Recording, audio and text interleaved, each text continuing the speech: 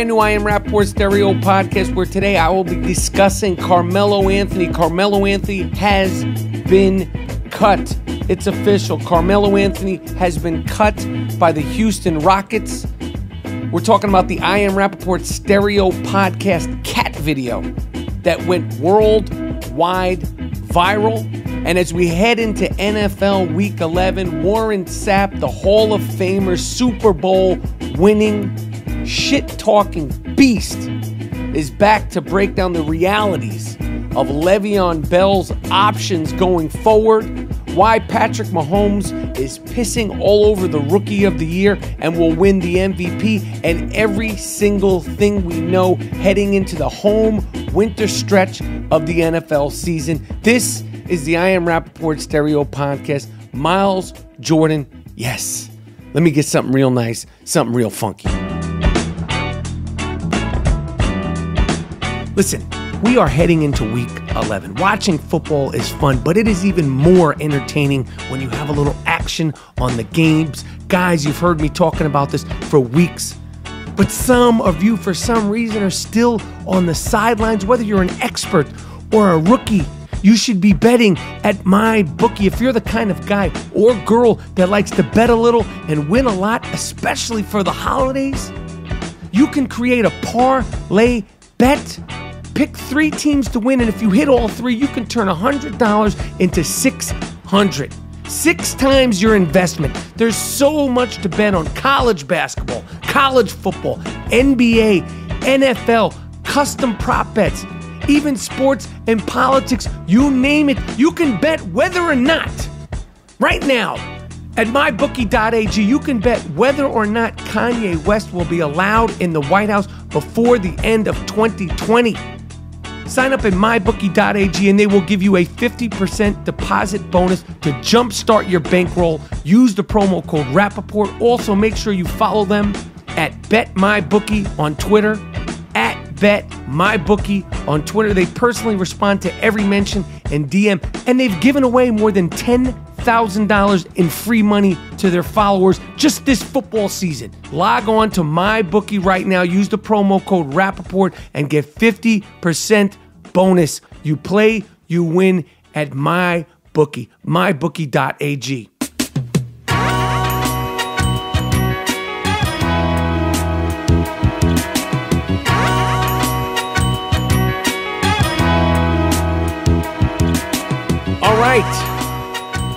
All right, this is the I Am Rapaport Stereo podcast.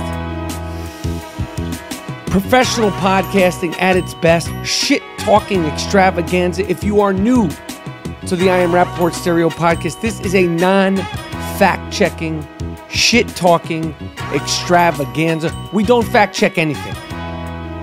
We say what we want to say and let the chips fall as they will. My name is Michael Rapaport, a.k.a. the Gringo Mandingo, a.k.a. the Jake LaMotta of podcasting. And we're here to take you 15 rounds, 15 deep rounds into podcasting history. So, I just flew back to California. While I was gone, obviously, there was a terrible, terrible fire here in California. The death toll is at 59 people.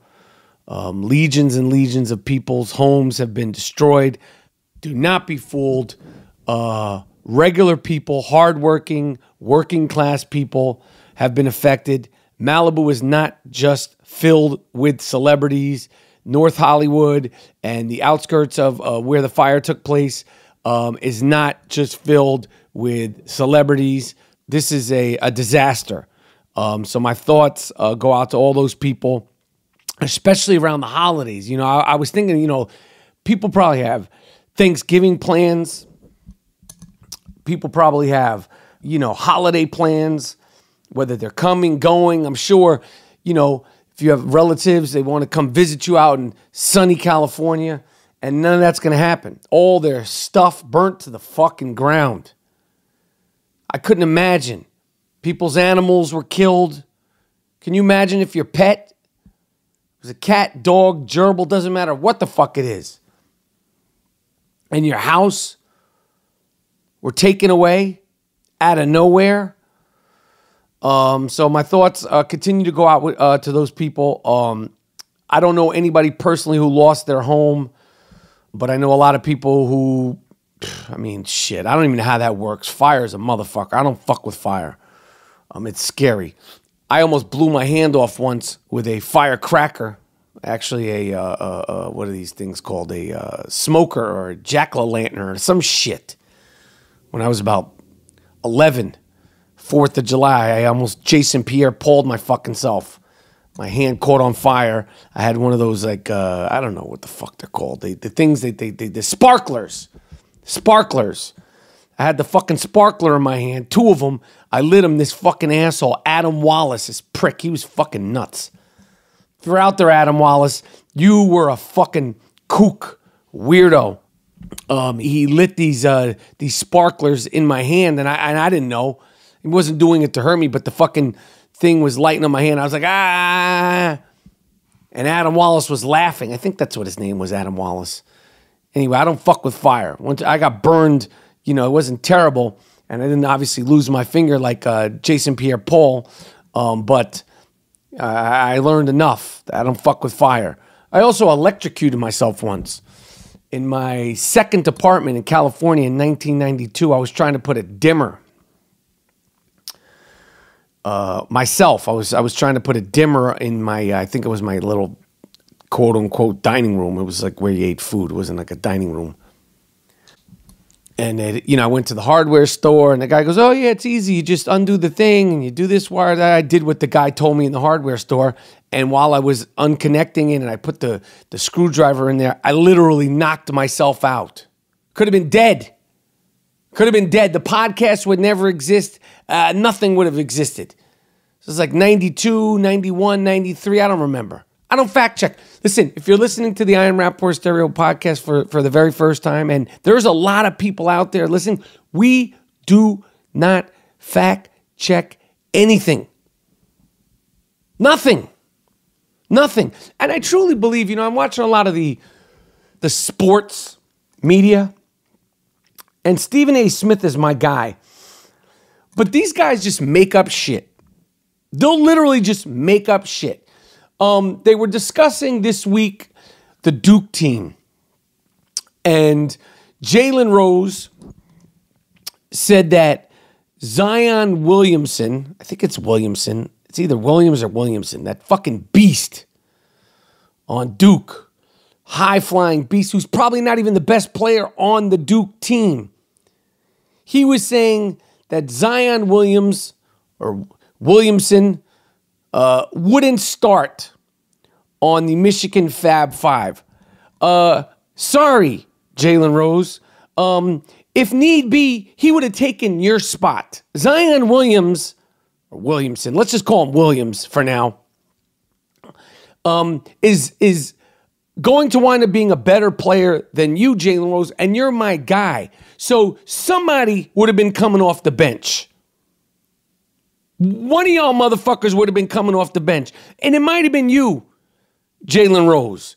So talking about he wouldn't have started, yeah, he would have been in your spot, Duke. And I fuck with you. I fuck with your hairline. Jalen Rose has got a low-key, underrated, underappreciated hairline.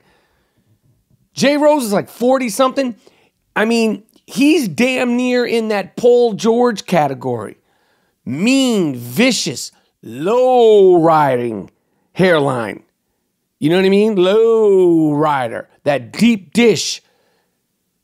You don't ever worry about losing your hairline. He's got one of them shits. Fuck with you, J. Rose. But that being said, Zion would have started for your team.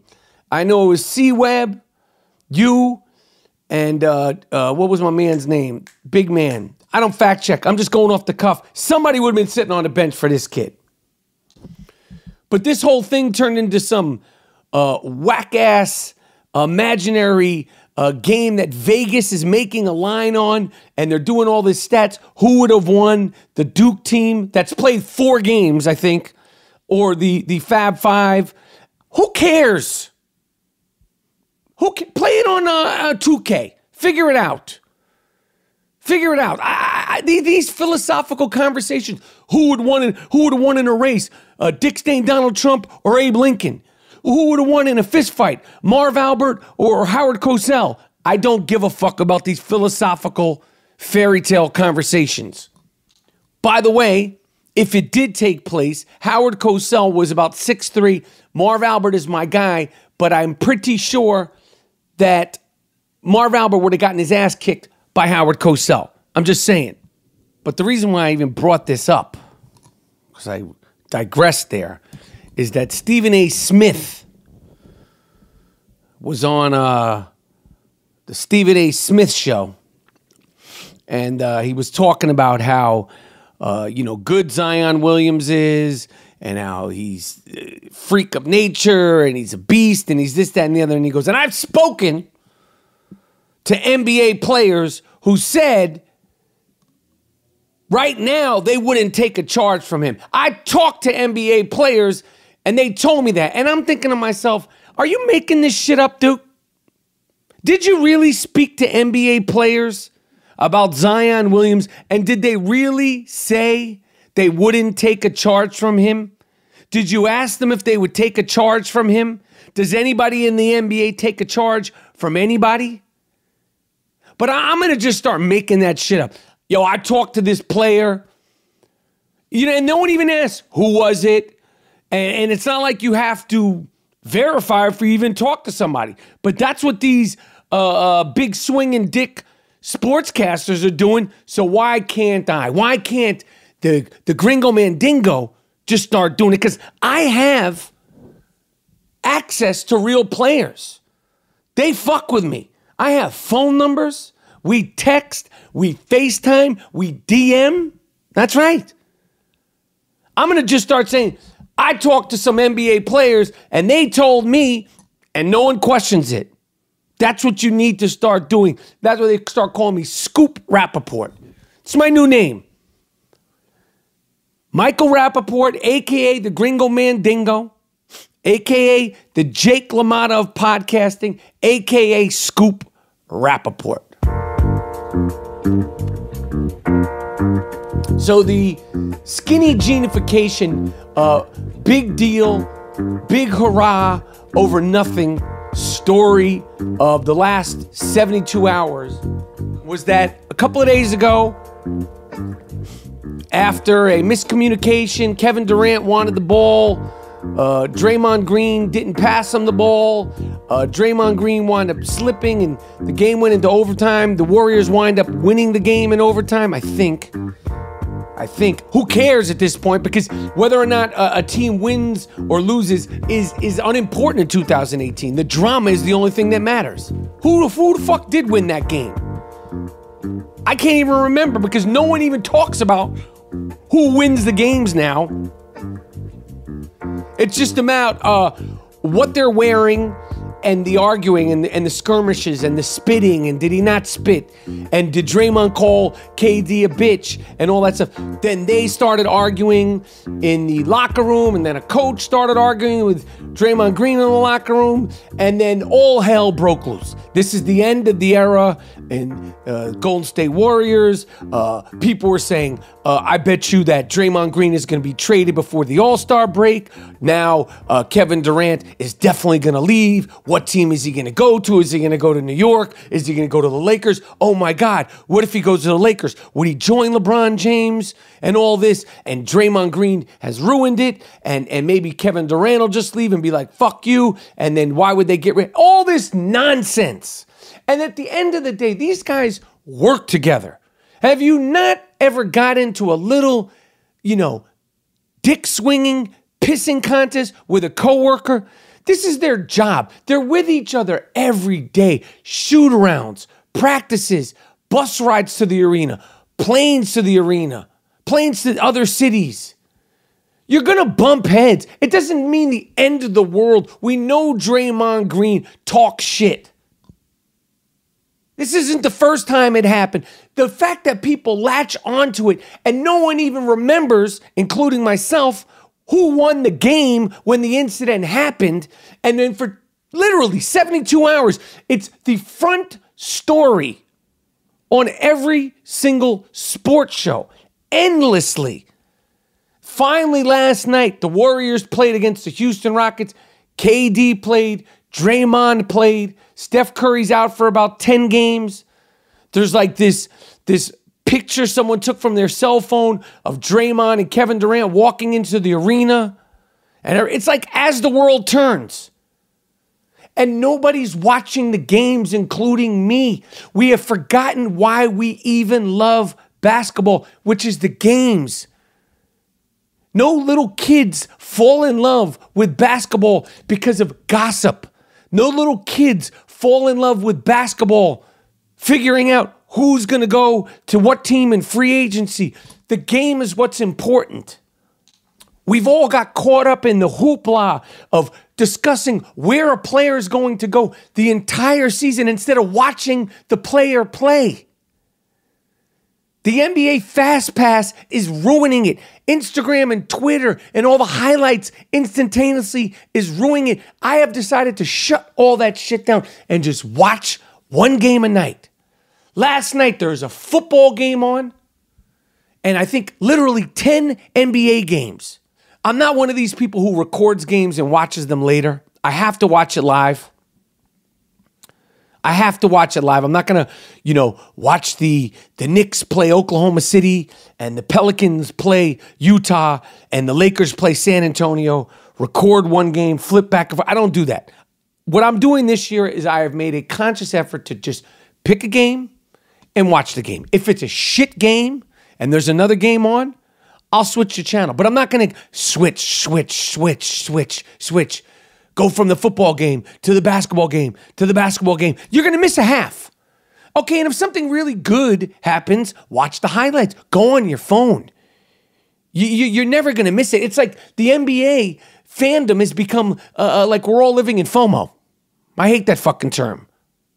But we're all living in FOMO, fear of missing out. There's no way to miss out. Why do we have the fear of missing out? There's absolutely no way to miss out. You got Stephen A. Smith jamming it down our fucking throats, having phantom conversations with imaginary NBA players. You got Skip, you got Shannon, you got 97 basketball podcasts, you got 473 highlight Instagram pages. You're not going to miss out. Sit down, pick a game, and watch the fucking game. Remind yourself what you really like about sports. Don't forget what you really like about the NBA. I'm so tired of all the gossip. I could watch The Real Housewives. You know how I get down with The Real Housewives. I love The Real Housewives. If I want to watch gossip and little hissy fits, I will watch The Housewives. That's where I get my dose of it. Draymond and KD got into a little thing. Yes, it shouldn't have happened on the bench. It happened. It ain't the end of the world. That team ain't going anywhere. If they stay healthy, they're going to win the championship again. Everybody bumps heads with coworkers. It happens in Starbucks. You fucked up my latte. Oh, well, I was making this. These are the people working there, not me. Well, I was supposed to be making the hot chocolate. Well, you're supposed to be making the muffins. Fuck you. That's what happened on the bench. KD was supposed to be making the muffins, and Draymond Green thought he should be making the muffins, and then Draymond Green said, no, asshole, you're supposed to be making the hot chocolate. That's all it was.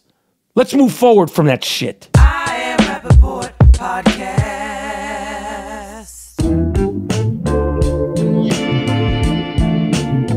So, I Am Rapaport Stereo Podcast, the last 2 episodes have been so overwhelmingly popular, and I cannot tell you, to the new fans, to the day one podcast, episode number 1 fans, you have no idea what it means to us. We see it all the DMs, all the comments, the good, the bad, the ugly, but I ain't talking about the ugly. I'm talking about all the positive.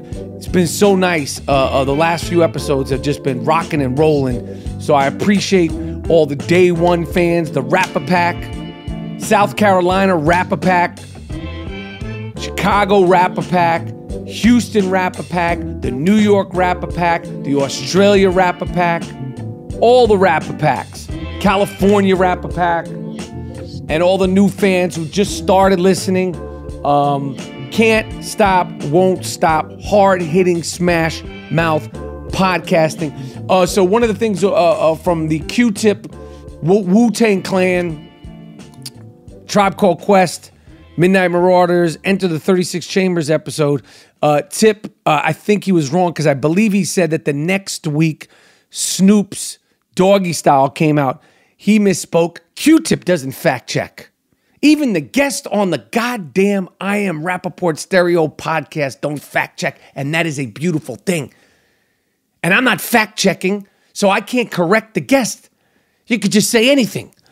But Doggy Style, Snoop's long-awaited first record, the 25th anniversary of that is coming up.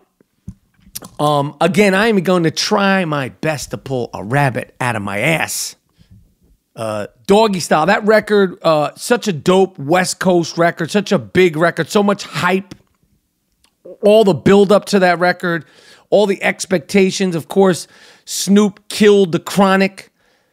He killed Deep Cover when him and Dre put out that song, and it was like, who the fuck is this guy? And it hasn't stopped. This is one of the most beloved musicians, one of the most beloved artists in American pop culture. He's beyond hip hop. In November of 1993, November 23rd, Snoop's record, Doggy Style, dropped. And we got to figure out a way to celebrate that record. I haven't figured it out yet, but we're going to come up with something. We are going to absolutely come up with something. So I flew in today. Oh, before I get into my flight, Old Dirty Bastard would have been 50 years old this week. Crazy. And Kanye West, kooky Kanye West, has announced yet again. He's announced yet again that his record, I don't even know if it had a title, is not ready. You ain't ready, Duke. You ain't been ready. You said you were dropping this motherfucking record a month ago. Then you said you were going to go to Africa and finish the record and drop it. And now you're saying you don't know when the fucking record is coming out. Let me tell you something, kooky Kanye. Sometimes you just don't have it anymore. Huh? Sometimes you just don't have it anymore. It happens. It happens to boxers. It happens to film directors. It happens to the best of them. Stop talking about the record. Did you make any songs on the record? Is there a record? The record's not coming out. I don't want to hear about this fucking record anymore. I'm sick and tired of these artists. Yo, I'm putting out a record on Tuesday. Yo, pardon me. I'm putting out a record on Saturday. Yo, fuck that. Yo, I'm putting out a record December 1st. Nah, chill. I'm going to hold it to 2019. Just put the record out. Sometimes you just don't have it anymore. Which brings me to Carmelo Anthony. He's been cut officially by the Houston Rockets, and they did it in a compassionate way. A few days ago, they were going to just cut his ass flat out. And I'm telling you, I guarantee you, Chris Paul went and talked to them and be like, yo, don't do my man dirty. Yo, I know he's a shit teammate. Trust me, I didn't know he was a shit teammate when I co-signed for him to come, but I know he's a shit teammate now. But just do a compassionate kill on my dude, please. Please. So the Rockets issued a statement saying that, I mean, this is some compassionate kill shit. The Rockets issued a statement saying they're releasing him, they're not giving up his contract, but he's no longer on the team. You cut him. That's called being cut. That's called politely. We all know about it. It's not like we don't know about it. Just say we cut that motherfucker. And my man Steven Jackson, my man Stack, I heard him talking about, yo, the league is trying to do him dirty, and you know they're trying to just rush him out of the league and all that. And Stack, I love you. Like the big badass motherfucking dude you are. I fuck with you. My man got a new show, got a new YouTube show. He's one of the best in the business, one of the best shit talkers in the business. Steven Jackson, I don't agree with you, my man. You don't see them trying to rush D Wade out of the league. They're not going to try to rush CP3 out of the league. They're not going to try to ever rush LeBron James out of the league. They didn't try to rush Kevin Garnett and Paul Pierce out of the league. If this dude is one of those elite dudes, why would they be trying to rush him out of the league? Yes, they shitted on AI, but we all know AI had personal problems that were covered up. And AI kind of did that to himself. And AI's body broke down. I don't think Carmelo's body is broken down. He's not the guy he used to be. But if his mind was right, he could still help a team. His mind ain't right. And I fuck with Carmelo, but his mind ain't right. Listen, where there's smoke, there's fire with all this shit. Do you think that they wanted to bring Carmelo in? They could have kept Trevor Ariza. They could have done all kinds of other things. They could have worked to try to get Kyle Korver or who knows, anybody else.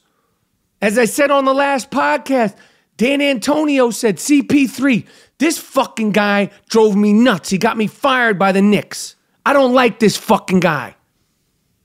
Is he down to come here and get his mind right? And CP3 said, yes. We were just on the banana boat again in Saint-Tropez. Me, D-Wade, and Bron. And Melo said he's cool. We were eating oysters on the yacht. And lo and behold, he's not cool. They cut his fucking ass. And I don't know what he's going to do. He's only 34 years old. He's got the kind of offensive skill set. He never was Mr. Athletic. He was never high flyer. Yeah, he had a great, quick first step, but he's got the offensive skill set that he could be playing deep into his 30s. With that offensive repertoire, he could play the post. He could take you out. He could score points in bunches. We know that. But there's a reason why this fucking guy got cut 10 games into the season. There's not some conspiracy. This ain't Watergate. They're not rushing Dirk Nowitzki out of the league. Have you seen that motherfucker run up and down the court lately? He makes me look like Usain Bolt. Dirk Nowitzki looks like shit. They're not rushing him out of the league. They didn't rush Joe Johnson out of the league. There's a reason why nobody wants to fuck with Carmelo Anthony. And it's not money. He's on a minimum salary. He got his big check. There's a reason. So I disagree with anybody who's saying this is some sort of, conspiracy, or they're just trying to, get rid of this dude out of... Why are they trying to get rid of him out of the league? It's not like they're like saying, we want to get rid of, like on some Colin Kaepernick shit. They're just like, fuck it. He's not good for teams. I mean, where's he going to go? He's not going to the Lakers. They don't need it. They don't need any more drama or potential headaches. If he was going to be a role player, he would have been a role player on the Rockets. He's not going to the 76ers. They keep talking about them. What's he going to do? Finish his career with the Orlando Magic? No disrespect to the Orlando Magic. What's he going to do? Finish his career, go to Cleveland? Plenty of disrespect to Cleveland. I don't know what he's going to do. Fucking party's over, Duke. Party's fucking over. I don't know why, but there is some sort of reason why. Now, if I was Stephen A. Smith, I could be the guy. I spoke to players. I was communicating with some players, and they said they're not with that bullshit anymore. I talked to a few NBA players, and they said they are just not with that Carmelo bullshit anymore. I am Rapaport Podcast. So, I assume that most people that listen to the I Am Rapaport Stereo podcast follow me on some sort of social media, whether it's Twitter, which I call the Devil's Playground, Instagram, or Facebook. Now, I go to Instagram first, then Twitter, then Facebook. That's just when I'm fucking with my social media. I don't know what Snapchat is for anymore, except for my Conor McGregor Sr. bit. That's where I go to Snapchat. Snapchat is finito. It's done. I think Kylie Jenner buried Snapchat by saying Snapchat was done. And now I'm putting the fucking dirt on it. So Kylie did it first, and then here I am. But if you do follow me on social media, namely Instagram and Twitter, you see I make my videos. I talk my shit. I make my videos. Sometimes it's my face. Sometimes I do my Aielloing videos where I scream at people in my Danny Aiello impersonating voice. And then sometimes I do a hybrid where it's me and Danny Aiello. Anyway, I did this video the other day. One of many videos. I never know how this shit's going to work out. I did this video with some cat. This cat, I didn't know what it was. Somebody, Jordan Winter of the I Am Rapaport Stereo podcast production team. He sent me this cat video. It's Wilfred the cat. Wilfred the cat. Wilfred. It's a ugly, rotten looking cat. And I got the video and I was like, I gotta do something for this. So I did the video. And it's a video that existed, and then I voice overed the video. And I'm screaming at the cat, and I'm yelling at the cat, and I'm calling him an ugly cocksucker, and I'm scared of the cat because I'm scared of cats. I don't like them. I just got back to my house in California today. Some raggedy, dirty, dusty, black cat with yellow eyes was staring at me in my backyard. There's nothing worse than a black fucking cat with yellow eyes. That's the devil. The devil's in that cat. I don't know. It's not cute. Oh no, he's stray. He's so sweet. Fuck that black, yellow-eyed, freaky-looking cat, and fuck Wilfred. Fuck Wilfred. Now this whole thing, let me stay focused. I did the video, I posted it, and let me tell you something. This fucking video has went worldwide viral. Literally worldwide viral. This is the I Am Rapaport Stereo podcast, worldwide phenomenon. Well, we make worldwide viral videos. Millions of people have seen this fucking video. Miles, Jordan, play the audio tape of the video. What the fuck is that? What the fuck is that? A fucking cat? Hey, don't fucking look at me like that. That's a weird looking fucking cat. Ma! Yo, there's a stray cat outside. I don't want it starting a fight with Lucy. Lucy, it's okay. It's okay, Lucy. Don't worry about it. Ma! Ma, there's a weird fucking stray cat outside. It looks like Grandma, the fucking thing. Hey, get the fuck out of here. I don't even know if that's a fucking cat. Blink, motherfucker. Hey, no. Now, obviously, you can't see it, but you could follow me on Instagram. Look it up. Look up Michael Rapaport screaming at a cat video. It's all over the fucking place. I got phone calls, emails, UK, Australia, France, all over the United States. I mean, millions and millions and millions of people have seen this video. My mom saw the video, and she asked me about it as if she didn't know that it was me bullshitting on. She goes, where was I? I wasn't there. I go, Mom, it's not a fucking real video. It's fake. I'm voiceover. Literally, my mom, and she's not senile. I tricked my own mom. And then people later on in the week came up to my mom and said, did you see this video? And she goes, yeah, it's my son.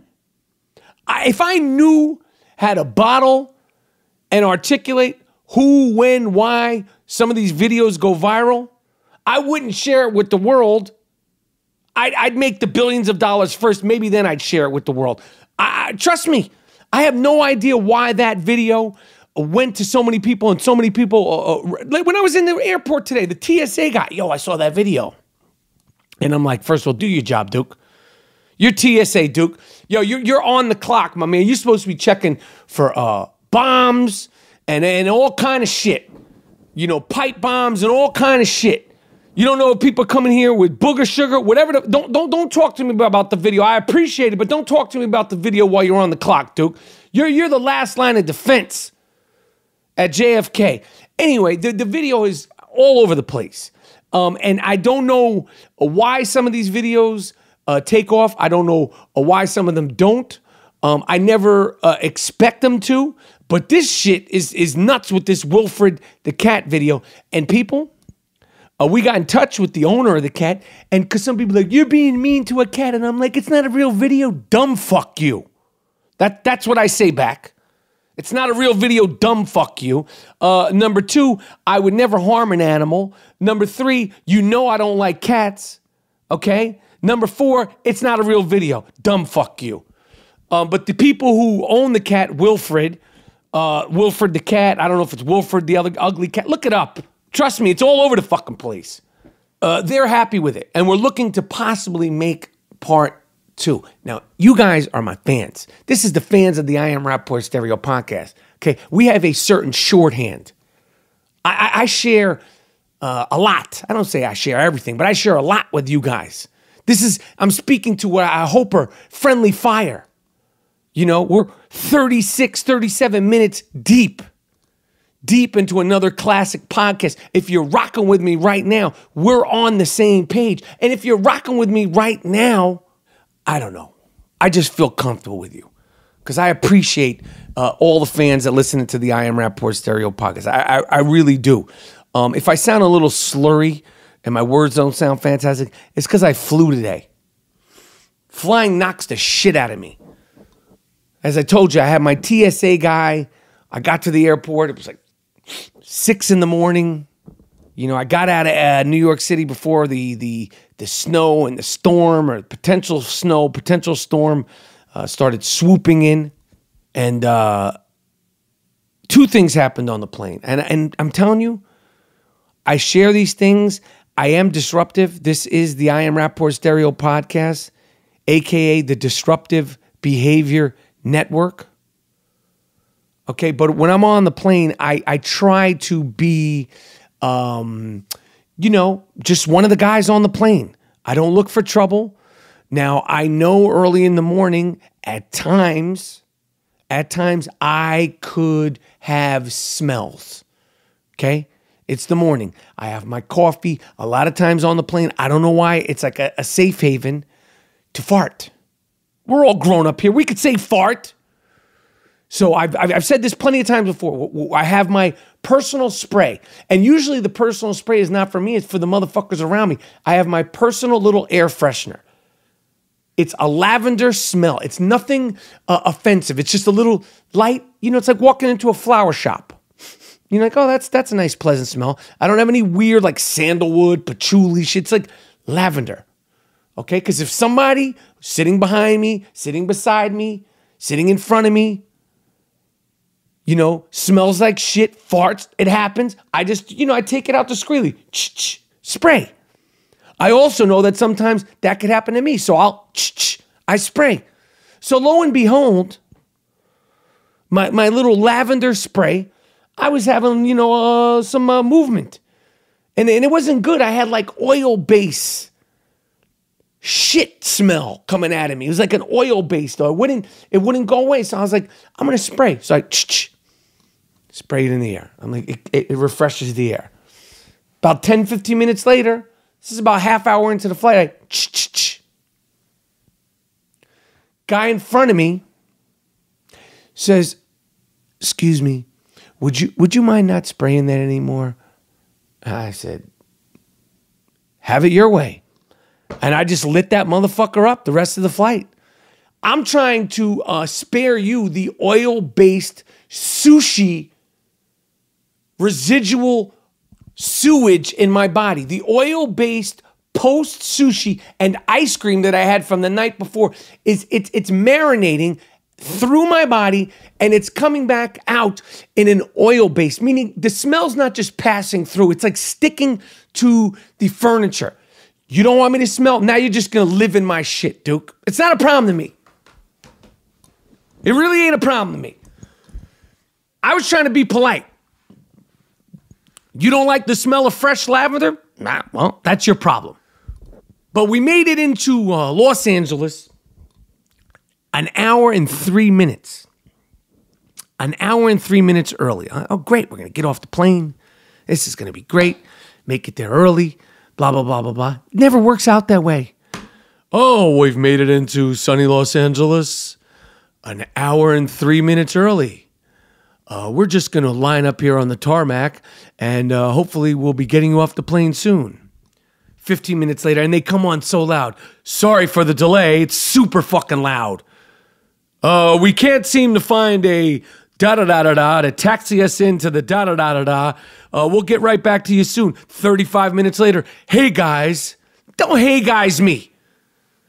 This isn't a kindergarten class. This isn't a kindergarten art class. Hey guys, time to wash up. Don't talk to me that way. Now we're 35 fucking minutes on the ground, in the plane. I smell like shit. I want to get the fuck off this thing.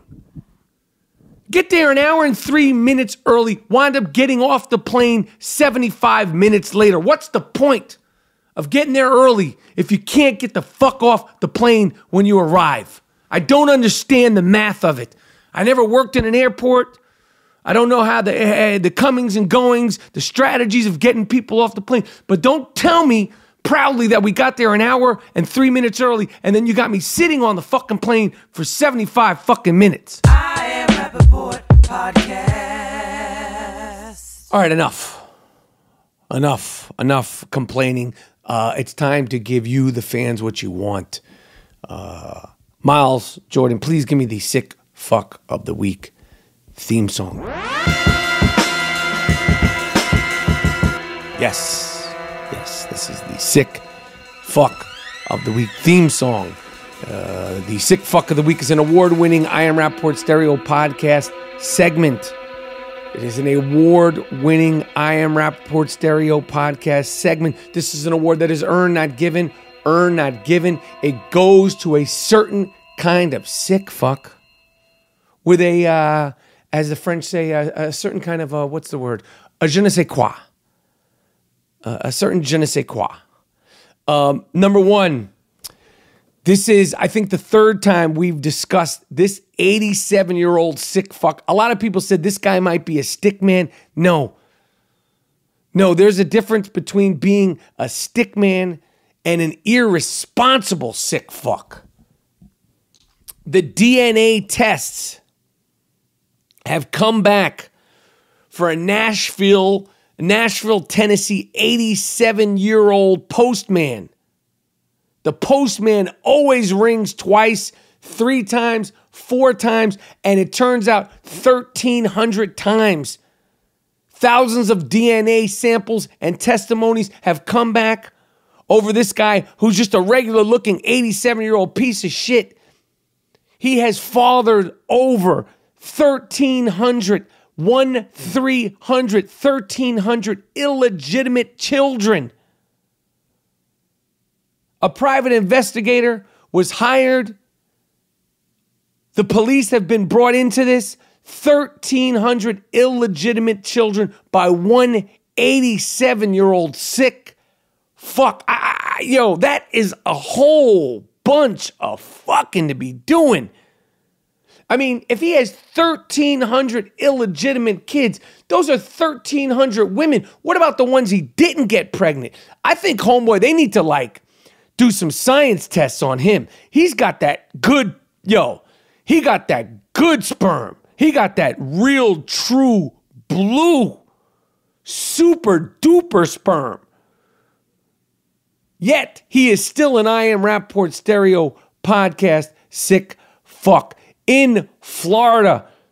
This guy's been on internet a bunch of times. This dumb sick fuck, he's got green hair. He's got tattoos all over his face. His whole grill is tattooed. The whole thing. He's got all kinds of crazy shit on his face. He calls himself the Joker. He talks like this. He's fucking nuts. He's definitely on bath salts.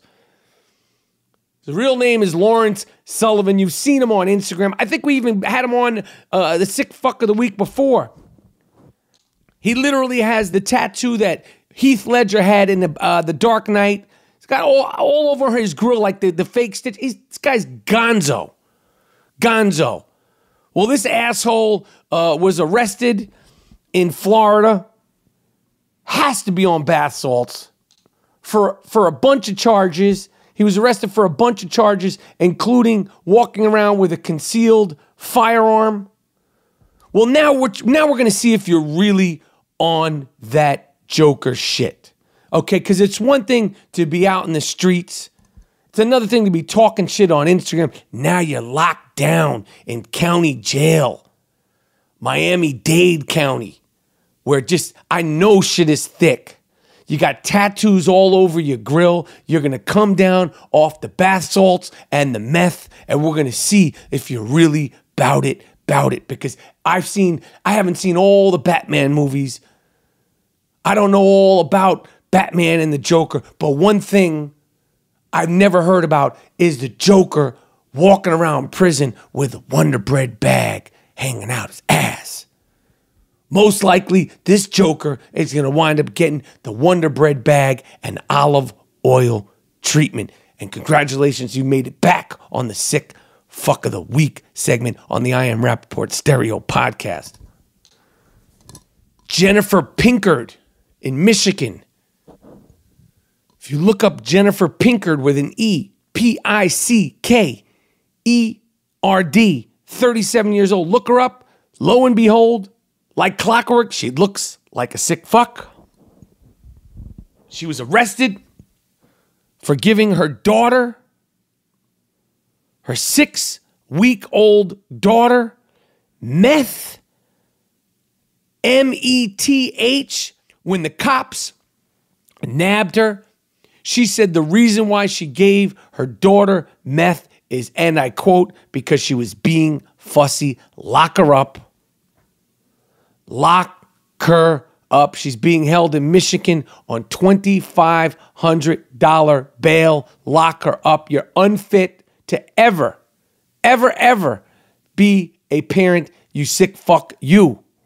Again, I don't mean to pick on Florida. I know you guys are in the middle of a recount for senator and I believe governor. I was sent this. I can't remember who sent me this, but please keep sending them in. Send them all in. A Tallahassee, Florida man was arrested, 62 years old, Robert Tyson. Look him up. Looks like a sick fuck. He was arrested.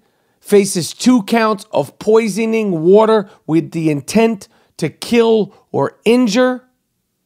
How did Robert Townsend, the sick fuck, poison the water? He has been accused of putting semen in coworkers' water and blaming it on his exhausting work schedule. I don't understand that excuse. You put semen in your coworkers' water, but you're blaming it on being exhausted. Nah, Duke. You're going to prison, probably going to catch that Wonder Bread bag and olive oil treatment. I don't understand the rationale of that. You're exhausted, yet you're skeeting in people's water? Nah. We locking you up until we could get to the bottom of this, Duke.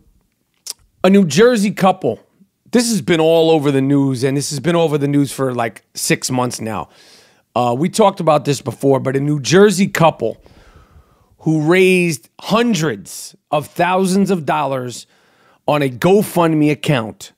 They said that they met a homeless guy, and the homeless guy told them their story and that they wanted to help the homeless guy, Mark D'Amico and Katie McClure.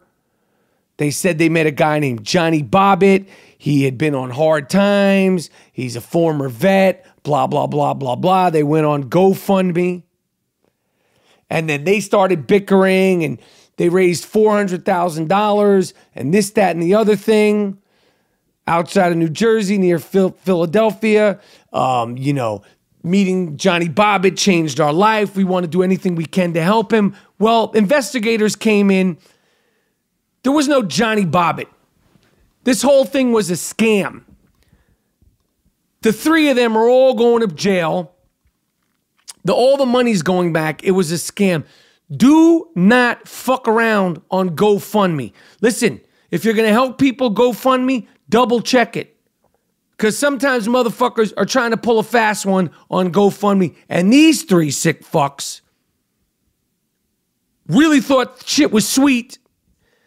And their business got messy. I bet you this will become a movie.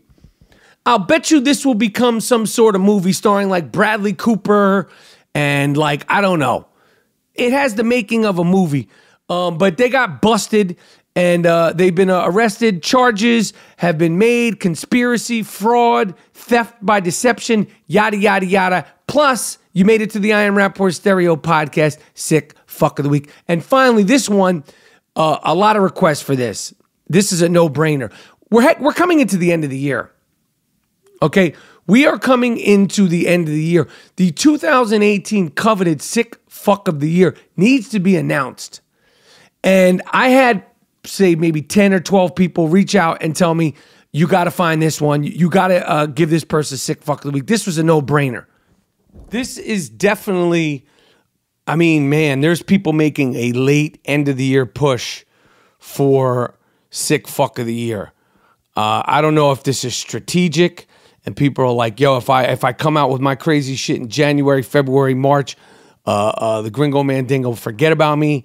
But the last couple of episodes, there has been some real sick fucks. And this one, a bunch of people reached out to me in New Jersey, New Jerusalem. My mom lives in Jersey, in Shamhog Township, a Burlington County woman. And lo and behold, she looks like a real piece of work. This is a woman who looks like she should be doing professional wrestling. Donna Roberts was charged with animal cruelty. And it got worse. They found 130 dogs in her home living in inhumane and deplorable conditions. Not too bad, right? I guess, you know, she loves dogs and maybe she can't take care of them and, you know, it's better than them living on the streets. Nah, that wasn't the reason. Even though those dogs were living in filth. They found 44 dogs, dead dogs in her freezers in her house. 44 dead dogs. I mean, think about how nuts you got to be. Think about how nuts you got to be to have 130 dogs in your crib. And then think about how fucking gone you got to be to keep 40. Why do you have 44 dead dogs in your freezer? And they had multiple freezers. She's been arrested. Plenty of the dogs have been rescued. The troopers fainted. They had dizziness. They had nausea based on the conditions. A lot of the dogs are obviously in critical conditions, the ones that are alive.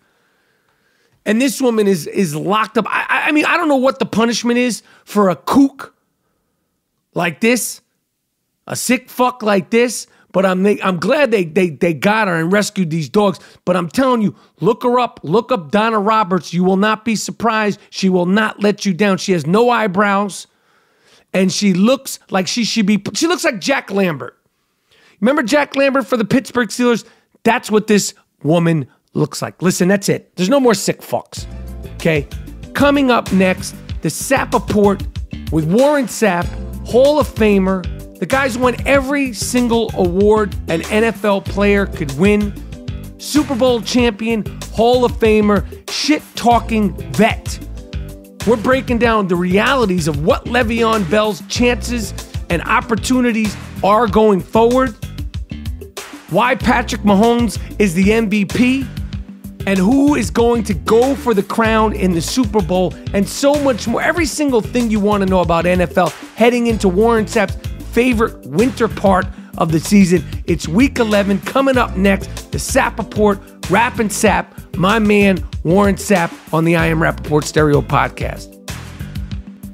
All Buttersoft I Am Rapaport Stereo Podcast t-shirts can be found at districtlines.com/I Am Rapaport. Use the promo code CHAMP and you can get 25% off the entire store. Buttersoft t-shirts, hoodies, hats for the fall, winter, and spring. That's districtlines.com/I am Rapaport. The sale ends Tuesday night. Get all your I am Rapaport stereo podcast Buttersoft t-shirts before the sizes are gone at districtlines.com/I am Rapaport. All right, mic check, mic check. Mic check, mic check. 1 2 1 2. It's the Sappaport. Oh, that is. The Sappaport podcast. On the East Coast, baby. It's In New York style. City. Yeah, that's what, this is how I have to We tell should have them. did this in the streets of New York. Oh, we should have did it right outside of We should have did it right outside in the streets of New York and had a fucking Columbus slice. Circle. Right there. Columbus Circle. Then we could have went by Quality Meats and had that fried turkey leg they got there. You have been there? That's what we should have did. See? You know what? We should have had the New Yorkers get to come up and talk to ask you we did a about. mic over there. A mic. Next time we do it, it's gonna be fucking cold. But Listen, we're going to do it. We're going to do it in the should have cold. did that. We could have had a fucking slice of Hey, pizza. Listen, we're listening. We're breaking it down. We'll get Dean to control the other mic because without somebody controlling the other mic, we in fucking trouble. People would trip out seeing you in New Oh, York my City. God. In the cold? Yeah, we're definitely doing that. Podcasting? We're definitely doing that. And then, you know, they ready to kill me about the Odell Beckham thing. Right. All right. What Well, you got to say about that, Mr. New York? well, what about it now? I mean, What do you mean, what about it they now? squeezed out that win. That's nothing. I know. They're still tanking for the number one pick. They want to get rid of Eli. Well, they got. They have the There's receiver. no get rid of. It's just- it's no. over. Listen to me. You tank, you get the number one pick, you then get a quarterback, you get to trade Eli for some old linemen. Listen, you know I've been loyal to Eli. We love Eli. You know, that's But Deion's there was a song. throw We love Eli. There was a throw the other day that was short, and if I was Odell, I would be fucking pissed. I mean, listen, we've talked about Odell. I'm not with the antics. No, or any of that shit. I know, but as a player, he's a very good player. And I'm just not ready to don him as great and put him in the hall with the rest of us. and That's all I say. I agree. And one of the things that he said that is true is like, yo, I want to be able to go over the top sometimes. He has that ability to do slot shit.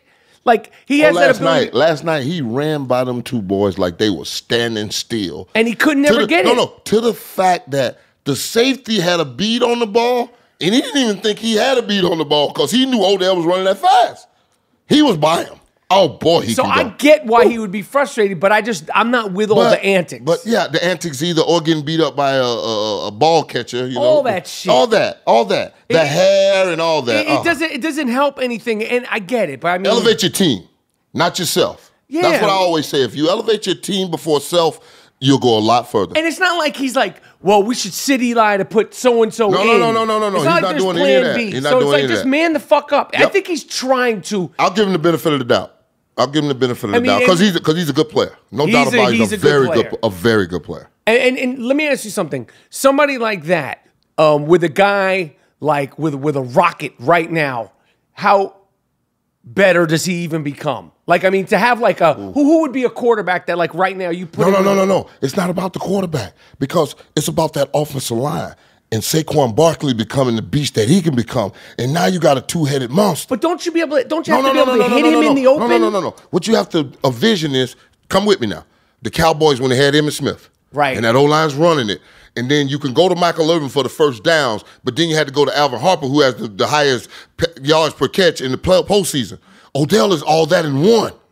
You don't have to go. You don't have to go to him for just possession. He is a motherfucker. You can do it all with him. You can do it all with him. And when they solidify that offensive line, it doesn't matter who the hell the quarterback is. I promise you. As we started doing this podcast, Le'Veon Bell announced, or the Steelers announced. No. He didn't show his ass Go up ahead. to work. So Le'Veon Bell's not playing football this year. Done. And that's by choice, rules. It's how does it work? And Choice and force.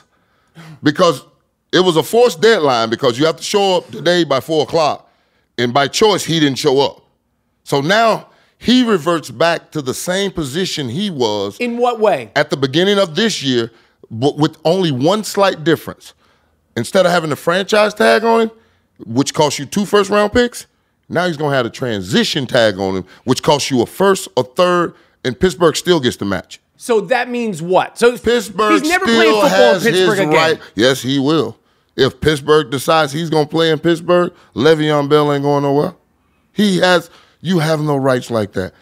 Unless you were on the Reggie White case, like Hardy Nickerson and some of the other guys, Reggie White, Hardy Nickerson, some of the other guys back in the day, Seth Joyner. So what do you think's going to happen, though? I mean, realistically. Le'Veon Bell will be held hostage by the Pittsburgh Steelers until he realizes that he is just an entity in the NFL. I hear you. I mean, and just a hood ornament. Wow. Just a hood ornament. Running backs come a dime a dozen, 2 nickels every time. You heard of this guy Penny from the Seahawks? Right. You couldn't pick him out of a bowl of quarters. But he was running that ball Sunday, wasn't he? This happens all the time. This happens all the time. Who has the most yards in the Super Bowl in the first half? Who? Mike Pittman. Right. That's what I'm telling you. Running backs come a dime a dozen. Who has the most yards in the Super Bowl? Timmy Smith. None of those Hall of Fame, Franco Harris, Tony Dorsett. No, Emmitt Smith, who went to 3 Super Terrell, Bowls in 4 years. None of that. None of that. Walter Payton didn't even score in the Super Bowl. Trust me. So if you're running the Pittsburgh Steelers, well, forget this. You can't get in the mind of Le'Veon Bell. Do you think he's going like, oh, shit? Do you think he thought... You know what? I don't really think he sat down. And I always tell every player this. Your agent works for you. So you ultimately are making the decisions in which he are going on marching orders. That's a lot of something that it took me a long time to learn as an actor. Yeah. The agent works for you, and you give him his marching orders. I give you 10% of my money. Exactly. I write the check at the end of the year. There's no way in hell you're telling me what to do. It's an important thing to understand. Oh, it's the most important thing. You are the corporation. You are the CEO. You didn't know that when you first came in the league, right? The hell I did, and I paid my agent $3,900, $4,100, and $4,400 my first 3 years. But did you get that in terms of what it meant? In terms of he works for you right away? Yes. It took me a long time to get that in my business. No, I didn't, because I was groomed by Mike Barrow, Jesse Armstead, Darren Williams, All-American out before me. Actors are different. No, because it's a dog-eat-dog world. Yeah. Cocksuckers don't give a fuck about you. Hey, listen, I've been in that Let me tell you world. some of these fucking actors. They're the biggest fucking pain in the ass to get on this podcast. No way. My own fucking SAG brothers, fucking biggest. I'm a SAG brother too. Fucking pain. Yeah, but you're a football guy. These fucking prima donna cocksuckers are so close to getting fuck you. You fuck. There's a couple of them that are on my hit list. Big time fucks that they're this fucking close. Giving me fuck you. Call my agent? Oh no, just I'll do it now. Fuck you. Actors. No way. Yeah. I can't believe it. I I really can't believe it. Come on, man. I'm telling you. You got the most you know what I have They're fucking little fucking tap dancers, man. They're fucking It's called politically correct. Politically correct, but the thing is like we're on the podcast. We never say shit. We're just talking foot. We're talking sports. There's no fact checking here. Nothing. No fucking fact checking. So Le'Veon, he's in the same position he was at the beginning of this year after he just passed his deadline. He doesn't get any money. He doesn't get an accrued season. He's right back in the same position. Pittsburgh has all his rights. They can put the transition tag on him, go roll the dice, go look for whatever you go look for, but we will be compensated as the Pittsburgh Steelers before you take that black and gold off. wow. Yes. I told him in 98 it's a slave system. It's just hard as hell to get around it. Oh, it's hard. It's a modern day. Hey, listen, even a well-paid slave is still a slave. When you can't promote yourself, like the kid Penny. Yeah, Rashard Penny? Yeah, Rashard Penny. Yeah. Ran for 127 yards. Could you pick him out of a lineup? No. Exactly. He's not allowed to promote himself. It's only Seahawk in the Shield.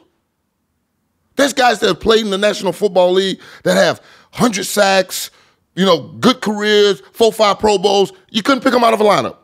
You couldn't. Because they wouldn't. When I got in the league and we kept taking our helmets off, they was like, we got to stop this. Because that's why my face is so recognizable when I walk places, because I took my helmet off. There was no way you was going to keep that ugly-ass thing on me after I made that sack on third down. You were conscious of that? Yes.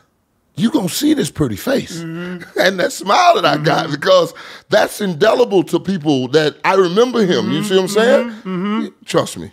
No, because even guys like, the other defensive, like, and Ndamukong Suh, we know his face for being in trouble. Darnold, we don't know his face. You wouldn't. You don't know his. I was at the Saints practice last year, and I fuck with a lot of the Saints. I couldn't tell who was who because they had their helmets off. That's what I'm telling you. And then a bunch of them got the dreads now, the way they cover their damn names, and you can't see the name, number, nothing. With the helmets on, I'm good. Oh, yeah. Helmets on, you got the numbers and this and that and whatever, but they take them off, I'm telling you. We used to do that at the NFL Network. We used to take the helmet off and do their mug shots and be like, identify the guys. To give them love. No, for the people that were actually doing the broadcast, when they walked when you walked in, you wouldn't know who the hell they were. The fuck that's, oh my God, it was bad. Number 15 is a good player, but I'm telling you, I have no idea who Kareem Rush is. So right.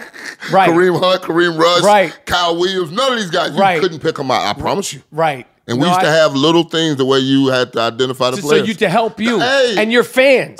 It just, your fans, but you also, it's your job. And when you have someone in front of you that you genuinely don't know and you're trying to interview him and you scrambling through the notes, it's bad. The Steelers, they put up a lot of numbers. 5 in a row.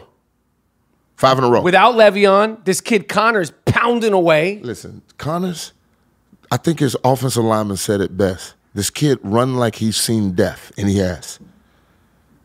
This kid had, what was it, leukemia or whatever it is, some kind of cancer or something like that at Pitt. Fought through that. There's nothing that's going to stop this kid.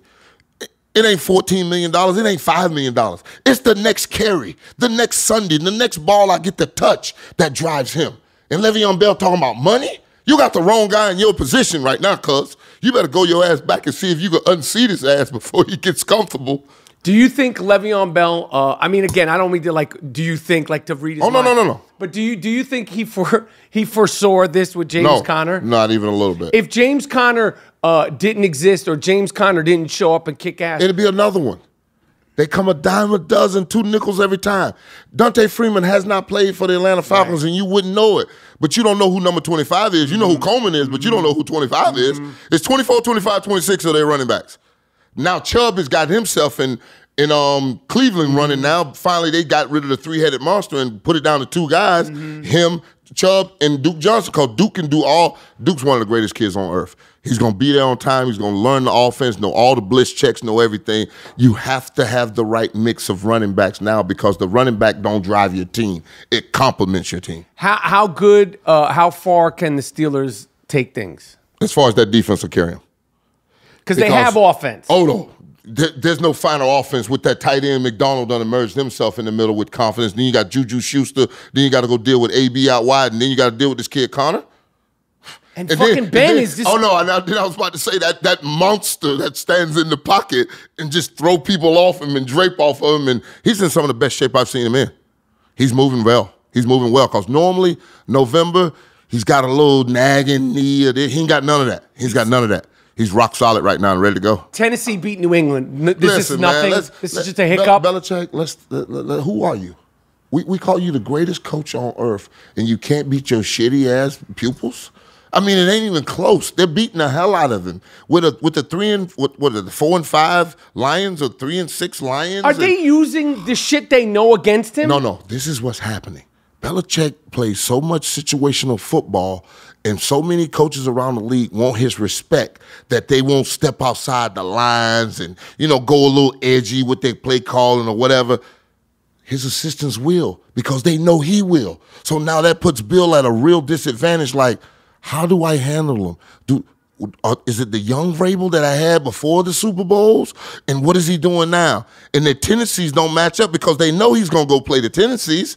So now you get a game where Brady looks flat-ass uncomfortable in the pocket. Marcus Mariota looks like fucking Joe Montana. And Bill Belichick looks like damn Sam Perkins from the damn Tampa Bay Buccaneers in the 70s. They're just bad, the early 80s. Bad. And then he goes sees Patricia. Those are the Lions. The fucking Lions. Yeah, they stink. 2 of their 3 losses are against 2 teams that won't be seen dead in the playoffs. So, I mean, for me... Tennessee is a playoff team. Let's not... Tennessee was a playoff team. Do you think this slows down the Patriots? Because I don't. I mean, it's like because the AFC East is nothing to slow them down. Did you see the Jet game this week? The Jets and the Bucks is the type of game that you call your wife the next week if the Jets and the Bucks are playing at 1 o'clock and you say, honey, let's go to church and I'm running errands with you. Right. I'm not paying attention. I'm not watching none of this because what the Bucks and what the Jets did this week, oh my God. 500 yards of offense and 3 points. Is Jameis Winston done as a Buccaneer? Done. Would he be a good... The franchise is done too because they're setting the franchise back 30 years right now. Damn. Yes. What a fucking crazy season they've had. Stupid. Do you think Jameis would be somebody like... just theoretically. The New York Giants, I don't know the logistics of it. Oh, please give him. Would he be a good Giant? The kid is a good quarterback.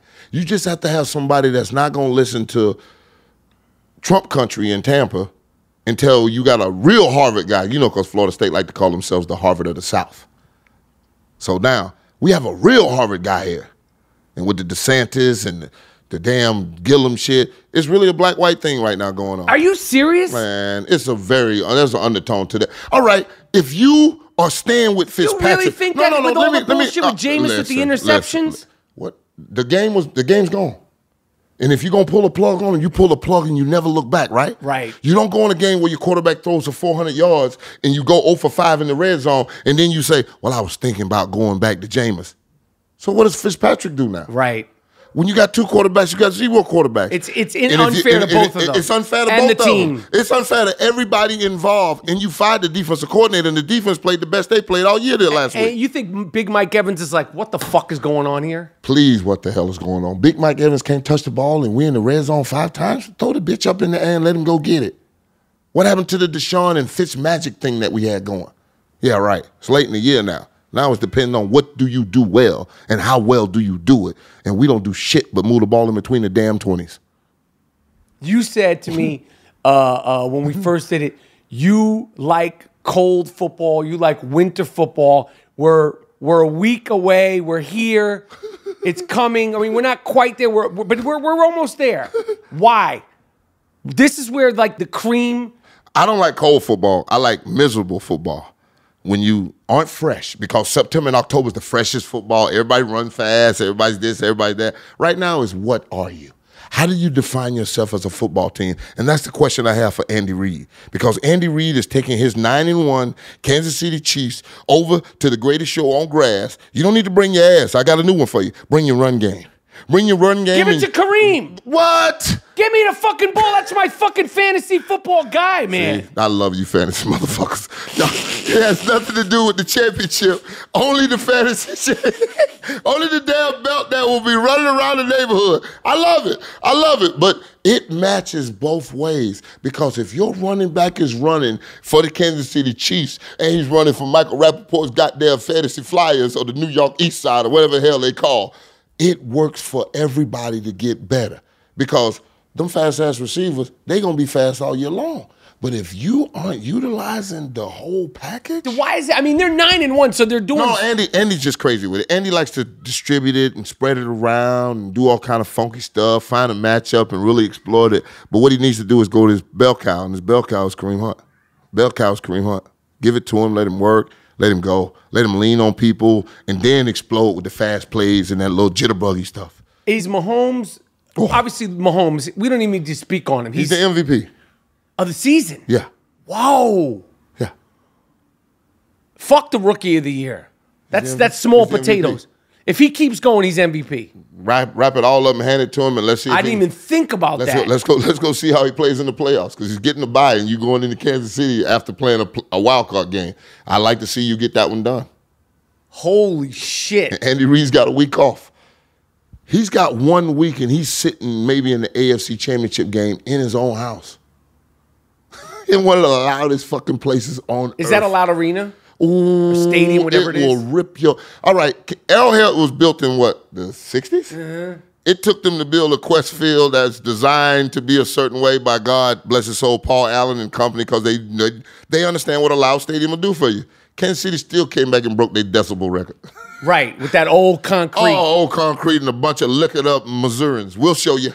It's the show me state. We'll show you. How good is that team? Like what's going to need to stop the Chiefs?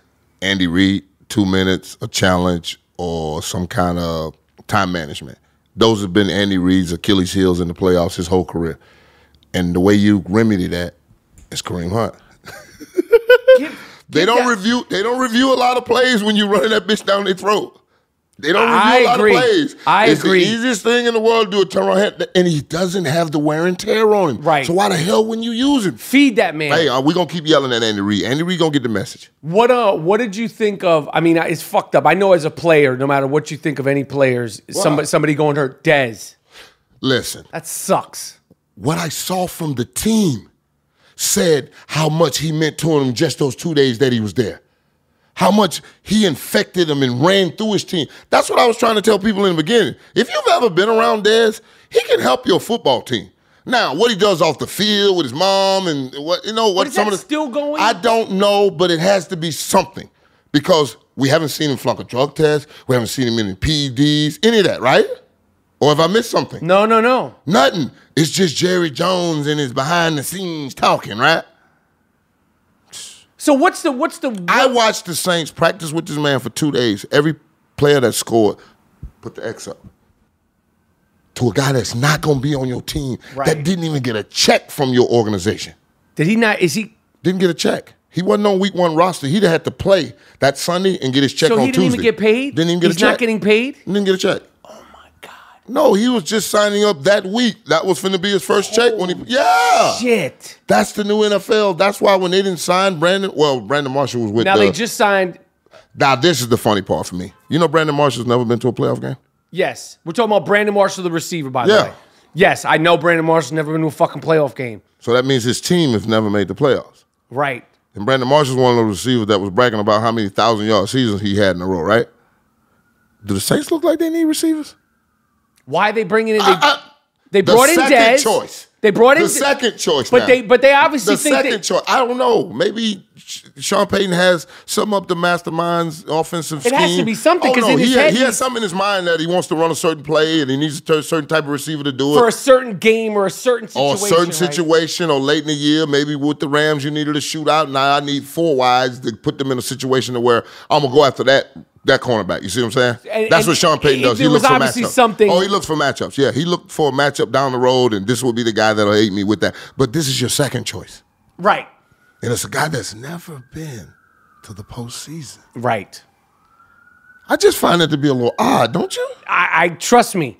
I'm a B. Marshall fan, and I know what you mean. I mean, talk about a guy who was fucking close to being out of the league. People forget, and I'm happy he turned his shit around. No. Did a good job, went and sought help, and did a wonderful job. Got his family life in order. He was wild for the night. You tip your hat to a young man like that turned it around and got. But there's something that's wrong, and we know there's something wrong. Your past don't equal your future, but it gives me great indication of what I just might get. So I'm a little worried about that transaction because I don't see that team needing it. With I think he'll come in there. I think he'll come in there. We'll see. Yeah. Why did he get out of Seattle in the beginning of the year? Did he? He was in Seattle. I know he was in Seattle, but what happened? Didn't they cut him or he left? What happened? Fuck, I don't fucking. They're doing well. After he left, it's like it wasn't well in the beginning of the year. Right? No, I know. It's similar. I'd love to hear your take on this because you follow ball and we always talk football. I mean, by the time this podcast airs, who the fuck knows if it'll be cut? You know, Carmelo.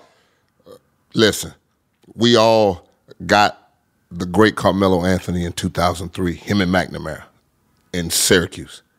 Oh shit! Put him on. What? Dog. That's when he went on the scene. That's when he said, "Hello, world. I am Carmelo Anthony. I am here, and I'm going to be here for a while." Now what he has to do is take one of the 7 deadly sins, which is pride, and throw it the fuck away. How hard is that? Like, listen, football's a different sport. No. When it's over, it's over. You can't hang on. When you're an alpha male, and you wanted some more. But like guys, like, I mean, I don't understand with Melo. It's like you went to OKC. That didn't work. You went to Houston. Now, I don't know these dudes' relationships. I don't know how motherfuckers get down, but obviously him and CP3, they've known each other. They've been on vacation. They're not just like, they didn't just... Like a random guy. Like these I just motherfuckers have been on multiple vacations, so they have to be friends. Hello. So you know... Something ain't right. You know Dan Antoni was like, yo, you know it didn't work out for us in New York. Like, you know me and Melo don't... He said, CP, I'm asking you, is he ready to come here and do that? And CP had to call Melo and be like, yo, blah, blah, blah. And Melo said, yeah. Blah. And then 10 games... That's why he has to take one of the 7 deadly sins, pride, and throw it the fuck away. Because... they're going to get rid of him out of the NBA. Throw it away. Because pride is one of the 7 deadly sins. And he's not broken down. Not even a little bit. He's never he's broke. not his all-star Melo, but he can play. No, but he's never broken himself down to say, how can I now be the best teammate for this team? Because this shooter scorer that I've been all these years don't fit teams anymore. And also, like, how much score? Like, we know you could score. That's going to get you into the Hall of Fame. Do the Vince Carter shit. And man. I mean, so many players have done it. Do the Paul Pierce shit. Take your pride. The Ray Allen shit. Take your pride and throw it away. I don't the get Gary it. Payton shit. So many people shit. Yeah. I mean, he could still average 15 to 20 on the Scottie Pippen is called one of the top 50 players with 15, 6, and 6 numbers. Right. Nothing wrong with that. Yeah, but you have to win championships behind it. So now you go find a team, you drop your pride, and you go play like a damn man. And you contribute. I don't see who's going to take him. Nobody, because he's not going to do it. The Lakers are going to be like, forget about it. They got enough fucking problems. Listen, LeBron James said he cracked last week. He just didn't tell us about it. That's all that is. I cracked, and the wife and kids had to keep me from getting on my Twitter or whatever it was to tell the world. He cracked. He cracked. They broke him. L.A. will break you, though. It's La La Land. If you ain't ready for it, it ain't for everybody. No, it ain't for everybody. It's like Miami. It ain't for everybody. Todd Bowles. Oh. They fired fucking Hugh Jackson. They fired his ass. Yeah, they fired Hugh Jackson because Hugh Jackson hired an offensive coordinator that wasn't going to help him with his team. He hired a guy that was the exact opposite, but the exact clone of him. That's how Ty Haley became his job through offensive coordinator. That's how Hugh Jackson became what he was through offensive coordinator. For some reason, I don't even know how these two hooked up. I have no clue of it.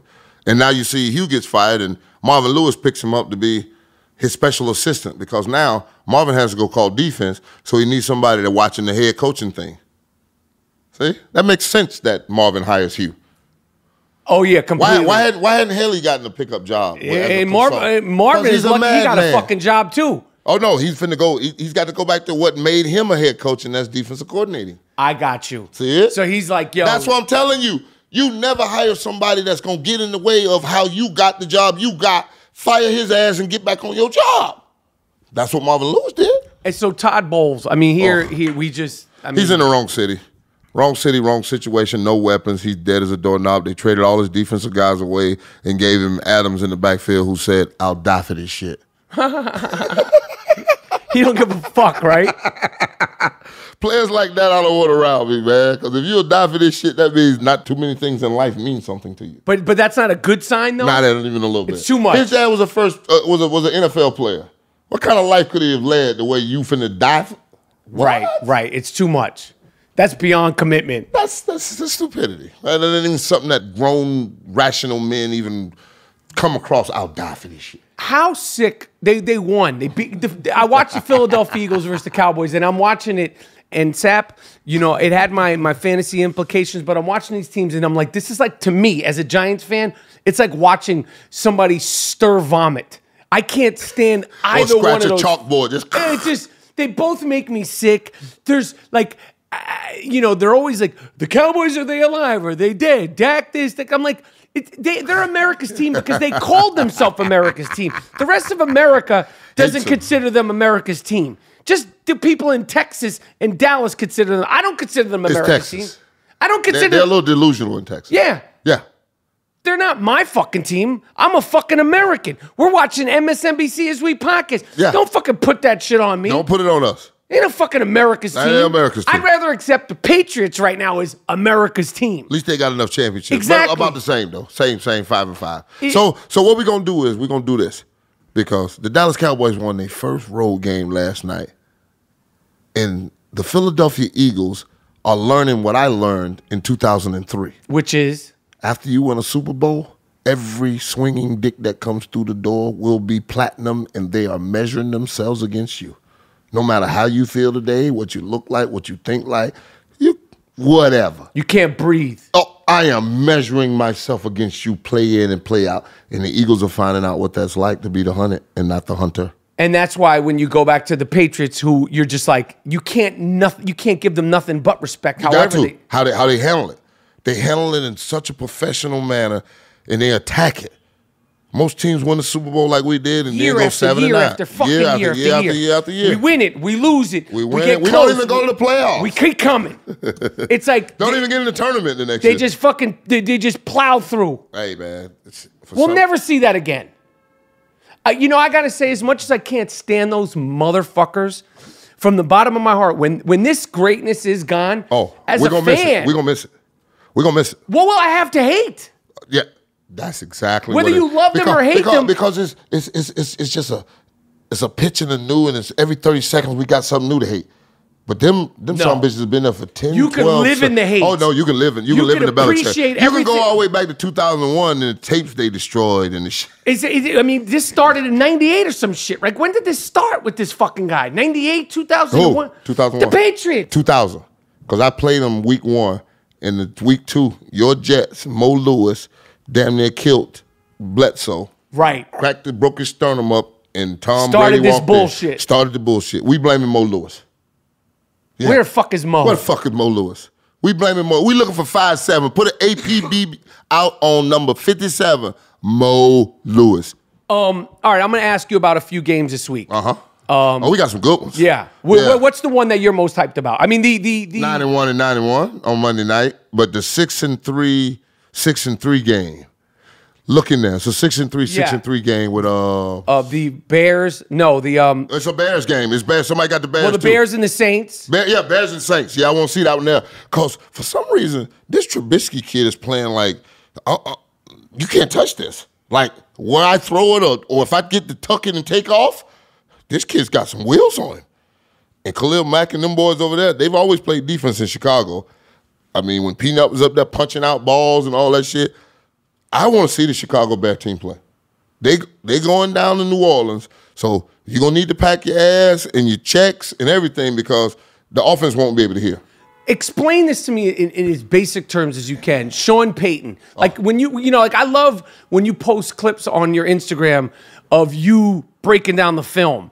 What is it about Sean Payton that makes him a great coach? Is Sean Payton a great coach? Sean Payton, absolutely a great coach. What is it? I mean, it's hard because if you didn't play for him, but you covered the game, you watch his teams year after year after year. They keep integrity about them. What is it about him?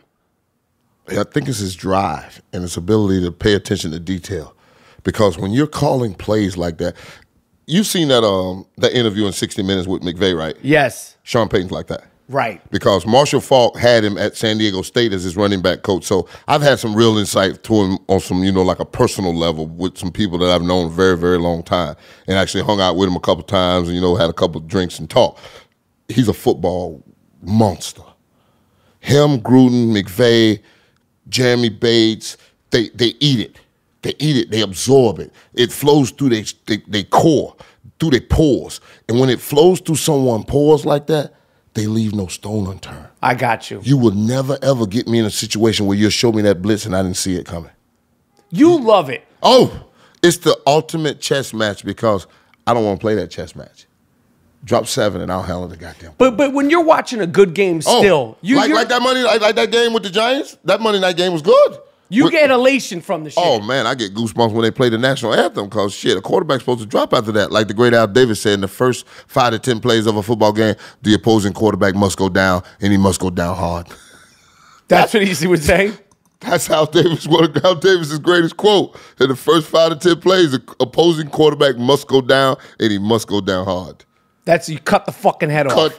Right now. You must intimidate the head coach, the offensive coordinator, the O-line coach. Those are the 3 people that allow you to keep hunting the quarterback or they turn it off.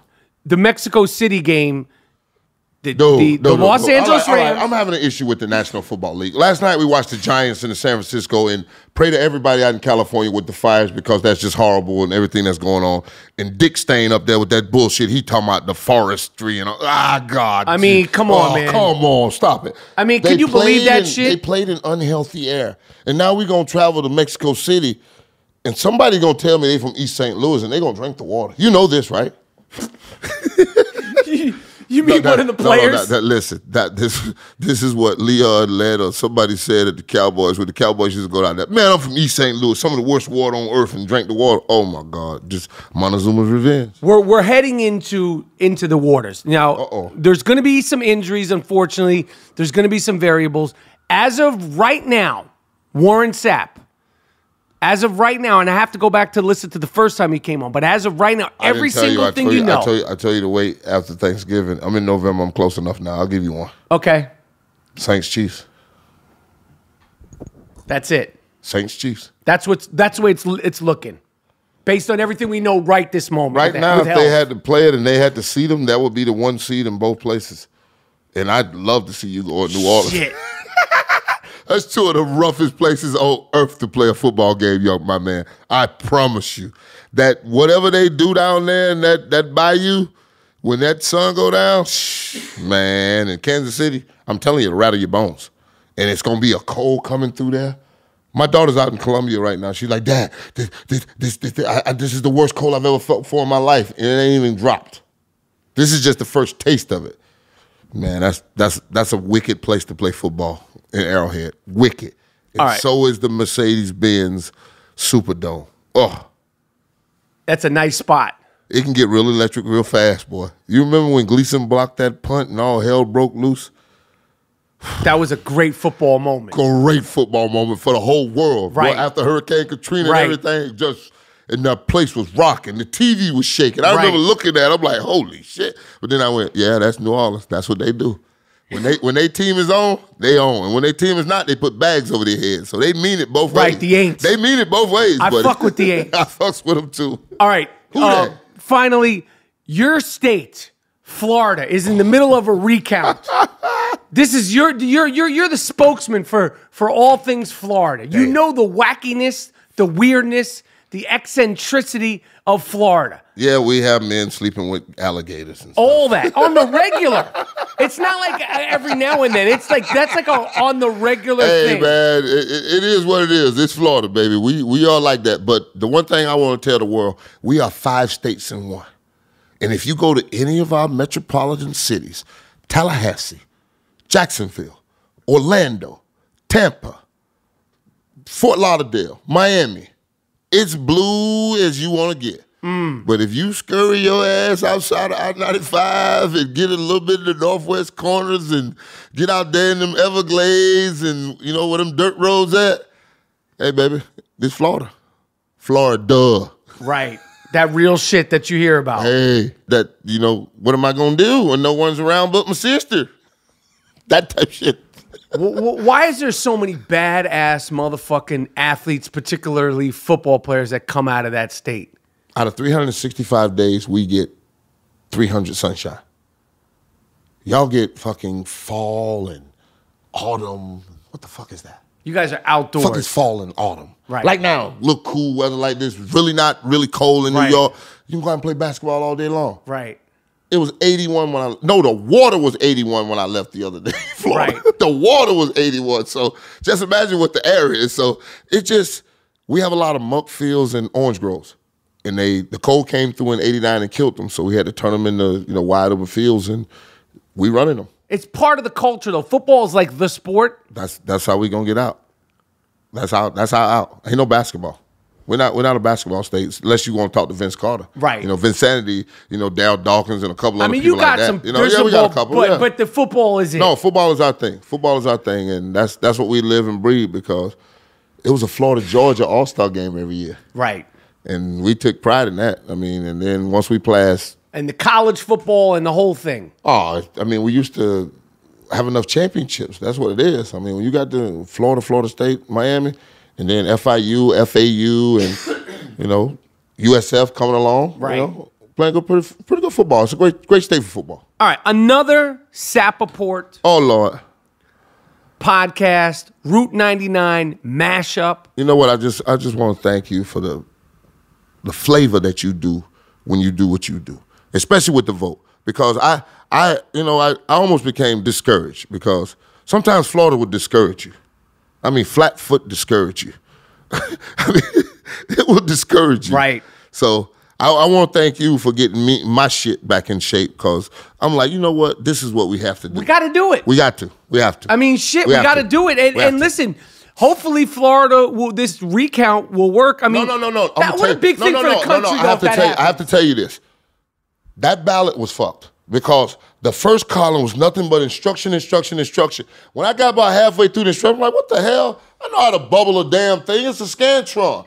And I went right over, and there was Gillum right there, and I bubbled that one in, and I came down, and I got to the bottom, and I looked up, I said, wait a minute, where's Bill Nelson? Right. So I went to looking, and I'm like, oh shit, it's over here in the corner. They don't make it easy, man. No, it was one of the damn things that the people told them when they did the recount and the fuck up the first time in Florida, what not to do. Just make it. And they went and did it again. Put the main one. They went and did it again. You know, it's the same. In LA, it was the same shit, man. I was like, I went in there. How about North Dakota when they told the damn the Native Americans that now they needed a street address?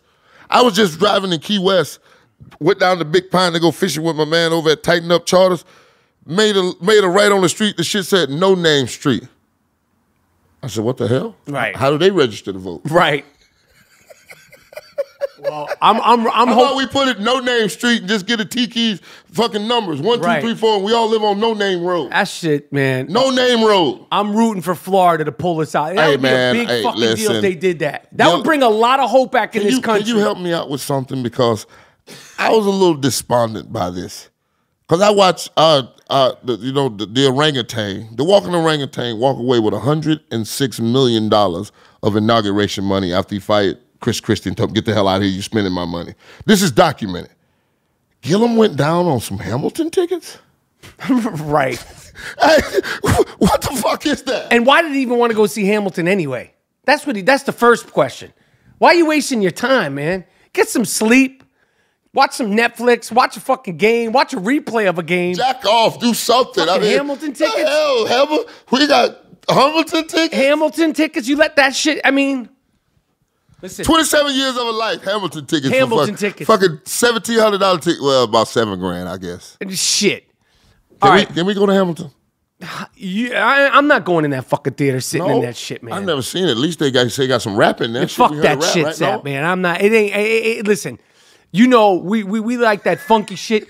You gave me the boombox, which I appreciate. It ain't the kind of rap we want. It'll be good for about 15 minutes, and then I'm gonna be like, okay, all right. For me, that's just all right. Okay, no, I got you. I feel you. That's the type of shit I'm doing too. But it's kind of like I was going to college as a history student. That's what kind of my thing is. Well, then shit, you might go see it, but you could. No, not at them goddamn prices. Yeah. Shh. And it costs you a governorship? Yeah, fuck all that, man. I am Rapaport. I am Sapport. Route 99 podcast. Boom. I told you it was going to be good. I did not lie. Listen, I tell you once, I'll tell you a million times. Listen, I don't fuck the fans. We do not fuck the fans. If you guys meet and you want to, do your thing, you want to fuck each other, that's fine. That's fine. But me, the Jake LaMotta of podcasting, Scoop Rapaport, the Gringo Mandingo, I will never fuck the fans. Okay? I want to thank my man Warren Sapp for breaking it down fantastically once again. You know where to find us. At Michael Rapaport, Instagram, Twitter. Send the DMs. Send the things you like. Send the things you don't like. We see it. We hear it all. Miles, Jordan, take us out of here with something real nice, something real proper. Oh yeah, something real funky.